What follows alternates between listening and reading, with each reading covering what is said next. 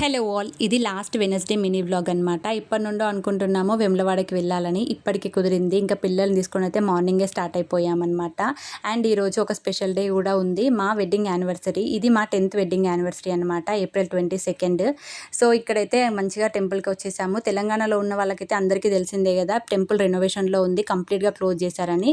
So ఇక్కడైతే first దండం పెట్టుకొని అయితే కొబ్బరికాయ కొట్టుకున్నాను. మనం మొక్కులు చెల్లించుకోవాలన్నా, దర్శనం చేసుకోవాలన్నా, అభిషేకాలు చేసుకోవాలన్నా అన్ని భీమన్న గుడిలోనే జరుగుతున్నాయి.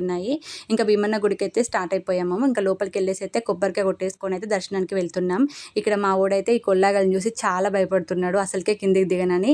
వాడికి చూపిస్తున్న ఎంత చిన్న పిల్లలు కూడా చూడరా ఎంత భయం లేకుండా తీసుకెళ్తున్నారో, స్వామి ఉంటే మనం అవేం చెయ్యవు అని చెప్పేసి. సో ఇక్కడైతే మొక్కుకొని అయితే వాటిని కట్టేసి మళ్ళీ విడిచిపెడతారనమాట.